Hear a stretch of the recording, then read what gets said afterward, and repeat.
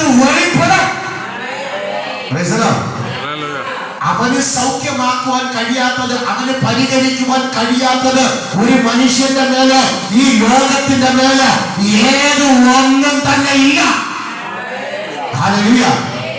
നാം ആരാധിക്കേണ്ട രീതിയിൽ കർത്താവിനെ ആരാധിക്കണം. നാം മനസ്സ് കൊടുക്കേണ്ട രീതിയിൽ കർത്താവിന് മനസ്സ് കൊടുക്കുമെങ്കിൽ, അവൻ ദൈവത്തിന്റെ സന്നിധിയിൽ മനസ്സ് സമർപ്പിക്കുമെങ്കിൽ, കർത്താവ് നിങ്ങളുടെ വിഷയത്തിനകത്ത് പ്രവർത്തിക്കപ്പെടണം. ഹല്ലേലൂയ.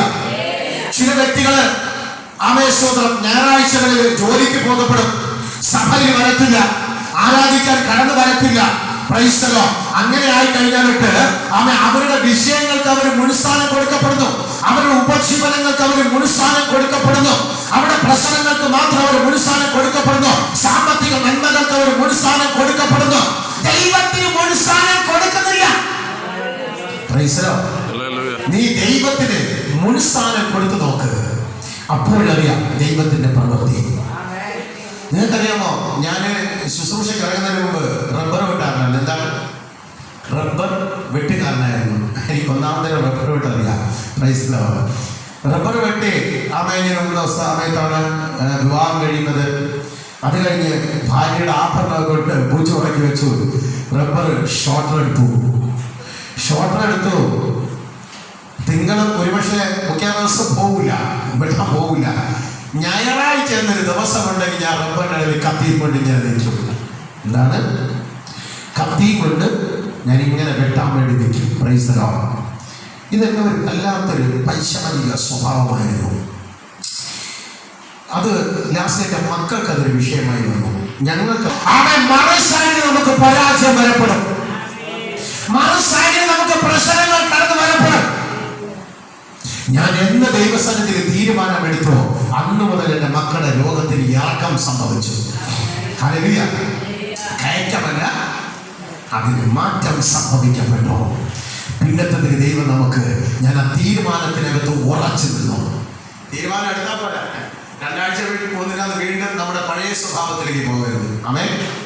ആ തീരുമാനത്തിനകത്ത് ഉറച്ചു നിൽക്കപ്പെടുമ്പോഴാണ് ദൈവപ്രവൃത്തി നമ്മുടെ മേൽ ഇറങ്ങി വരുന്നത്. ഒന്ന് ഹല്ലേലൂയ പറഞ്ഞാട്ടെ, ഒന്ന് ഹല്ലേലൂയ പറഞ്ഞാട്ടെ. Praise the Lord. ഹല്ലേലൂയ. ശക്തിയോടെ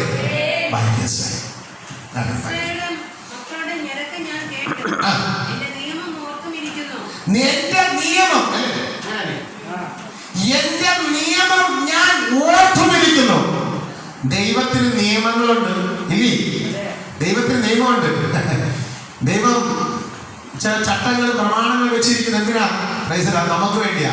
കർത്താവിന് വേണ്ടിയാണ് ചട്ടങ്ങൾ നിയമങ്ങൾ? ഇല്ല, നമുക്ക് വേണ്ടിയാ. Praise the Lord. ശബത്ത് നാളില് നിന്നെ തന്നെ ശുദ്ധീകരിക്കുവാൻ ഓർക്കുക. ഇല്ലേ? ശബത്ത് എന്ന് പറഞ്ഞാൽ ഞായറാഴ്ച. ശബത്ത് എന്ന് പറഞ്ഞാൽ പണ്ട് ശനിയാഴ്ചയായിരുന്നു. നമുക്കൊരു ദിവസം ദൈവം തന്നിട്ടുണ്ട്, ഞായറാഴ്ച. അത് കർത്താവിന്റെ മരണത്തോടുകൂടി ആ ശബത്ത് നാളില് അല്ലെങ്കിൽ ഒരു ഞായറാഴ്ച ദൈവത്തെ ആരാധിക്കുവാൻ വേണ്ടി ദൈവം നമുക്കൊരു സമയം, ഒരു ദിവസം നമുക്ക് വേർതിരിച്ച് തന്നിട്ടുണ്ട്. അതിനെ നാം മാറ്റുമ്പോഴാണ് നമുക്ക് പ്രശ്നം കടന്നു വരുന്നത്. അപ്പൊ ദൈവത്തിന്റെ ചട്ടം മാറിപ്പോയി, ദൈവത്തിന്റെ നിയമം മാറിപ്പോയി. അല്ലേ? ദൈവത്തിന്റെ നിയമം അല്ലേ അല്ലേ? ദൈവത്തിന്റെ നിയമം മാറിപ്പോയി. ആരാ തെറ്റിക്കുന്നത്? നമ്മളെന്നെ തെറ്റിക്കുന്നത്. അല്ലേ? യേശു തെറ്റിക്കുന്നില്ല. നാം ആയിരിക്കുന്ന മനുഷ്യർ തന്നെയായിരിക്കപ്പെടുന്നു. ദൈവത്തിന്റെ നിയമങ്ങളും ചട്ടങ്ങളും തെറ്റിക്കപ്പെടുന്നത്. Praise the Lord. അങ്ങനെ നാം നിയമങ്ങളും ചട്ടങ്ങളും തെറ്റിക്കപ്പെടുമ്പോൾ പ്രശ്നങ്ങൾ കടന്നു വരപ്പെടും. പിശാച് നമ്മെ കയറി പ്രതികൂലപ്പെട്ട് അടിക്കുവാനിടയായി തീരപ്പെടും, രോഗിയാക്കുവാനിടയായി തീരപ്പെടും. ഒരു ഞായറാഴ്ച വന്നില്ല, കർത്താവ് ചിലപ്പോൾ ഒരു പക്ഷേ ക്ഷമിക്കൂല, അത് കർക്കശമാണ്. അത് എടുത്ത് പിറ്റേ ഞായറാഴ്ച എനിക്കൊരു കുഴപ്പമില്ലല്ലോ, ഞാൻ പോകുന്നില്ല, വീണ്ടും ഒരു ഞായറാഴ്ച കൂടി എന്ത് ചെയ്യും? എടുക്കും. അങ്ങനെ ആയി വരപ്പെടുമ്പോൾ ദൈവത്തെ വിട്ട് നാം അകർന്നു മാറിപ്പോകാനിടയായി തീരപ്പെടും.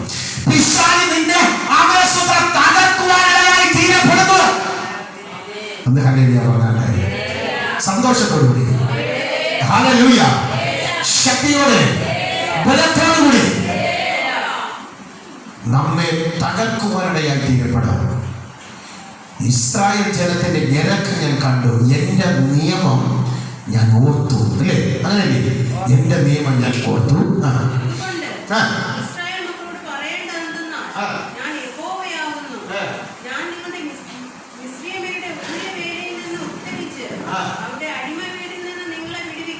അപ്പോൾ മിസ്രൈമ്യരുടെ ഊഴിയകാല, മിസ്രൈമ്യർക്ക് എന്താണ് പരിപാടി? നമ്മൾ മനുഷ്യരുണ്ട് ഊഴിയകാല ചെയ്യിപ്പിക്കുക, അല്ലേ? കഷ്ടപ്പെടുത്തുക,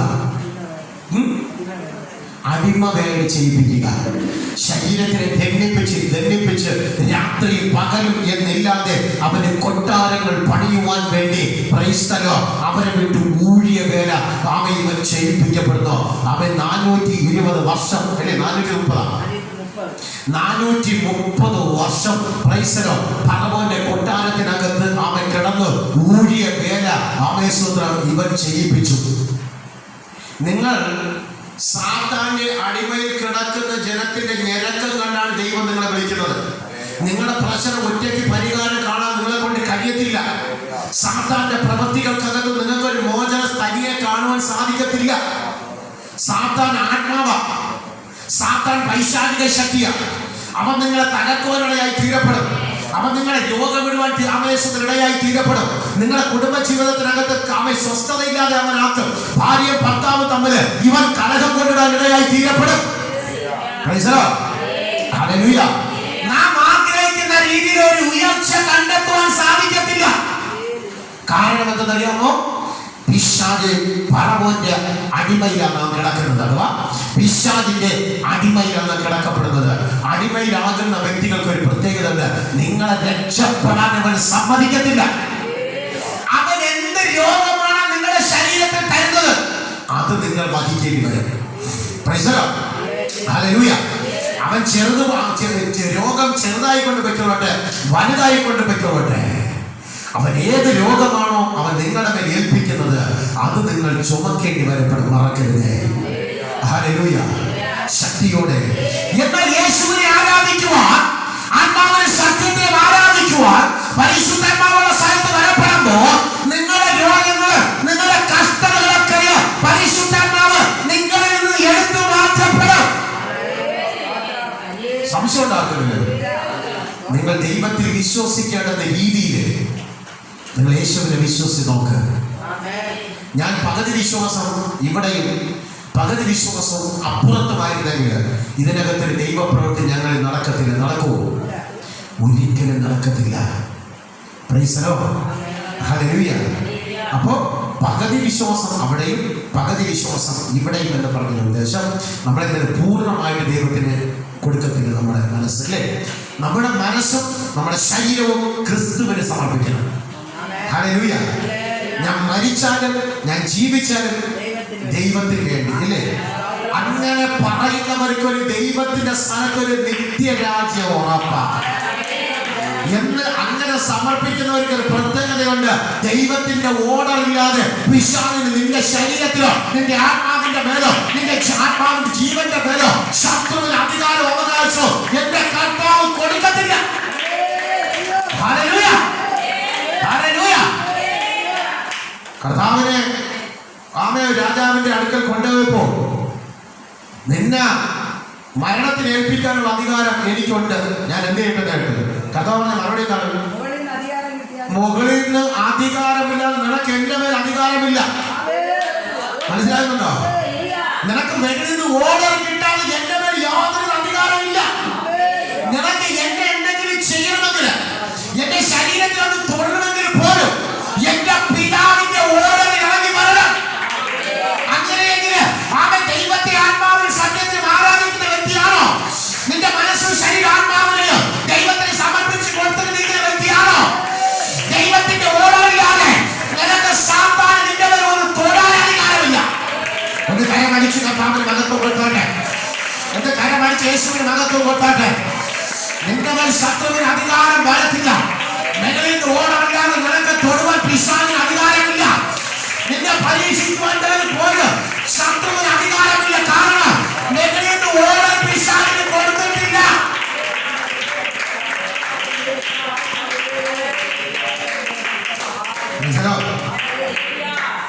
യോബിനെ നമുക്ക് വ്യക്തമാണ്. യോബ് പ്രാർത്ഥിക്കുവാൻ ദൈവസ്ഥനിൽ മുട്ടുമടക്കി സാത്താനും വന്നു. യോബിനെ എങ്ങനെയെങ്കിലും തകർക്കണം. യോബ് ആരായിരുന്നു? ഒരു ദൈവത്തിന്റെ വലിയൊരു പറ്റൻ. അവൻ ദോഷം വിട്ടകന്നവനായിരുന്നു, പിന്നെ നിഷ്കളങ്കനായിരുന്നു, നീതിയുള്ളവനായിരുന്നു. പിശാചിനെ ചൂണ്ടിക്കാണിക്കാൻ അവന്റെ യാതൊരു കുറവശവും ഇല്ല. നാമം അങ്ങനെ ആയിരിക്കണം.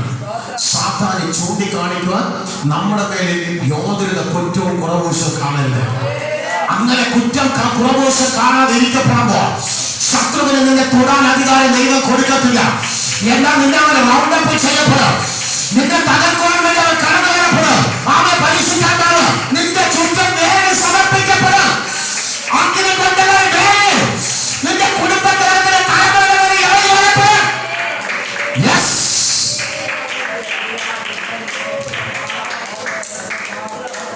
ദൈവത്തിന് സമർപ്പിച്ചില്ല എങ്കിലും പകുതി അവിടെ പകുതി ഇവിടെ എനിക്കൊന്നും പറയാൻ പറ്റത്തില്ല. അത് നമ്മൾ പിടിച്ചാലും നിൽക്കുന്നില്ല, അടിക്കുമോ? ഇല്ല. നീ ദൈവത്തിന് കൊടുക്കേണ്ടുന്നത് ദൈവത്തിന് നിന്നെ തന്നെ പരിപൂർണമായി ഏൽപ്പിക്കപ്പെടണം. ഒന്ന് ഹല്ലേലൂയ പറഞ്ഞാട്ടെ, ഒന്ന് ഹല്ലേലൂയ പറഞ്ഞാട്ടെ. Hallelujah, hallelujah. യോബ് പ്രാർത്ഥിച്ചുകൊണ്ടിരുന്നപ്പോൾ സാത്താൻ കടന്നു വന്നു. ഇവര് പ്രാർത്ഥിച്ചുകൊണ്ടിരിക്കപ്പെടുന്നു. യോബ് കാണുന്നുണ്ടോ സാത്താൻ നിൽക്കുന്നത്? യോബ് കാണുന്നില്ല സാത്താൻ നിൽക്കുന്നത്. പക്ഷെ വേറെ ആര് കണ്ടു? ദൈവം ഇവനെ വ്യക്തമായിട്ട് കാണപ്പെട്ടു. സാത്താനെ, നീ എവിടെ വന്നത്? അപ്പൊ അവൻ പറഞ്ഞ മറുപടി എന്താണ്? ഞാൻ ഭൂമിയിൽ അങ്ങനെ ഊടാടി സഞ്ചരിച്ച് ആടി ഉലഞ്ഞ് ഈ പ്രാർത്ഥിക്കുന്ന പ്രാർത്ഥനക്കാർ എവിടെ ഉണ്ട്? നീ പരിശുദ്ധാത്മാവിൽ പ്രാർത്ഥിക്കുന്ന പ്രാർത്ഥനക്കാർ എവിടെ ഉണ്ട്? ആമേശ്വര, നീ നീതി പ്രവർത്തിക്കുന്ന പ്രാർത്ഥനക്കാർ എവിടെ ഉണ്ട്? ഞാൻ സകലനും വിട്ടൊഴിഞ്ഞിട്ട് പ്രാർത്ഥിക്കുന്ന പ്രാർത്ഥനക്കാർ ആരുണ്ട്? ഈ ലോകത്തിൽ നീതിയോടെ പ്രാർത്ഥിക്കുന്ന പ്രാർത്ഥനക്കാർ ആരുണ്ട്? ഈ പ്രാർത്ഥിക്കുന്ന പ്രാർത്ഥന ദൈവം കേൾക്കുന്ന വ്യക്തികൾ പ്രാർത്ഥിക്കുന്ന പ്രാർത്ഥനക്കാർ ആരുണ്ട്? ഞാൻ അവരെ തേടി ഊടാടി സഞ്ചരിച്ച് നടക്കുന്നവനാണ്.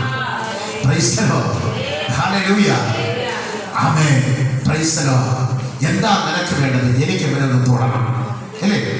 എനിക്കൊന്ന് തൊടണം. ഞാൻ നല്ല രീതിയിൽ ഇവനെ നശിപ്പിക്കുവാൻ വേണ്ടി നോക്കി. ഇവനൊന്ന് തൊടാൻ പറ്റുന്നില്ല. കാരണം നീ അഗ്നി മതിൽ തീർത്തിരിക്കുകയാണ്. ഇവന് വേണ്ടി പ്രത്യേകിച്ച് നീ ഒരു വേലി കെട്ടിയിരിക്കുകയാണ്.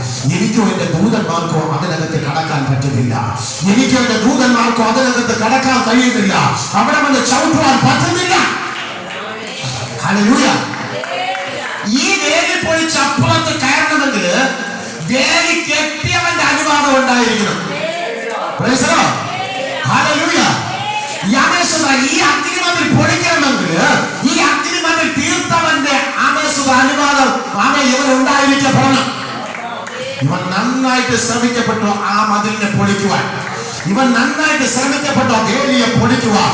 എന്നാൽ ദൈവം കെട്ടിയ വേലിയെ ശത്രുവിന് പൊളിക്കുവാൻ കഴിയത്തില്ല. ദൈവം വെച്ച മതില് ശത്രുവിന് പൊളിക്കാൻ കഴിയത്തില്ല. ദൈവം വെച്ച അഗ്നിമയ ശത്രുവിന് തൊടാൻ കഴിയത്തില്ല.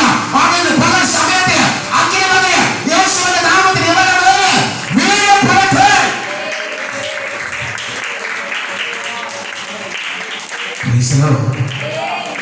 അവന്റെ ഉദ്ദേശം എന്തായിരുന്നു? ദൈവത്തിലുള്ള വിശ്വാസത്തെ തകർത്ത് കളയുവായിരുന്നു. ദൈവത്തിലുള്ള വിശ്വാസത്തെ ഒരു മനുഷ്യനിൽ നിന്ന് അടർത്തി മാറ്റി അവന് ഭരിക്കുവാൻ വേണ്ടി അവൻ പ്രാർത്ഥനക്കാരെ നോക്കി നടക്കുകയാ. അവൻ ആത്മാവിൽ സത്യത്തിലും ആരാധിക്കുന്ന അവൻ ആരാധനക്കാരെ അവൻ തേടി നടക്കുക. അവൻ ദോഷം വിട്ടകന്നവരെ തേടി നടക്കുകയാ. പാപം വിട്ടകന്നവരെ തേടി നടക്കുകയാ. അവൻ വീണ്ടും അതേ പാപത്തിലേക്ക് കൊണ്ടുവരുവാൻ. Hallelujah, hallelujah. എനിക്ക് ഇവനെ ഒന്ന് തൊടാൻ നിന്റെ അനുവാദം വേണ്ടി ഇവന്റെ വിശ്വാസത്തെ ഞാൻ ഇപ്പം തട്ടിത്തെറിപ്പിച്ച് കളയാ. കർത്താവ് പറഞ്ഞ മറുപടി, ശരി, ഞാനിതാ യോബിനെ നിന്റെ കയ്യിൽ ഏൽപ്പിക്കുന്നു. അവന്റെ ആരെങ്കിൽ തുടരുത്, അവന്റെ ജീവനിൽ മാത്രമേ കൈവയ്ക്കരുത്. നീ ദൈവത്തിന്റെ പുത്രനോ പുത്രിയോ ആയി മാറിക്കഴിഞ്ഞാൽ മുകളിൽ നിന്ന് ഓർഡറില്ലാതെ പിശാചിനെ ഒന്നും ചെയ്യാൻ പറ്റത്തില്ല. മുകളിൽ നിന്ന് ഓർഡറില്ലാതെ നിന്റെ ശരീരത്തിന് സാത്താന് അവൻ രോഗം വിതറുവാൻ കഴിയത്തില്ല. മുകളിൽ നിന്ന് ഓർഡറില്ലാതെ നിന്നെ അവൻ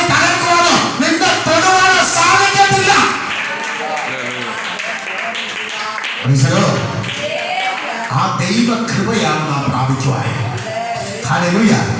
ആ ദൈവശക്തി നാം പ്രാപിക്കുവാൻ വേണ്ടി തയ്യാറാകണം. എങ്കിൽ മാത്രമേ ആവേശത പിശാചിന് നിന്റെ കുടുംബത്തിന്, നിന്റെ തലമുറയുടെ കുടുംബത്തിനകത്ത് ദുഷ്ടൻ ഇടിച്ചു കയറാതിരിക്കത്തുള്ളൂ. ഹല്ലേലൂയ. ശക്തിയോടെ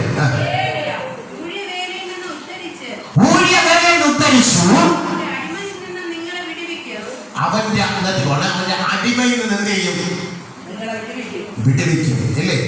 അടിമയിൽ കിടക്കുന്നവരെ വിടുവിക്കുന്നവരാണ് നമ്മുടെ യേശു. മറക്കരുത്. അടിമത്വത്തിൽ കിടക്കുന്നവരെ പുറത്തു കൊണ്ടുവരുവാനാ എന്റെ കർത്താവ് വേദന സഹിച്ച് ക്രൂശിൽ തൂങ്ങപ്പെട്ടത്. നിങ്ങളെ ആയിരിക്കുന്നത്, ഇത് കളിയായിരിക്കുന്നു അല്ലേ?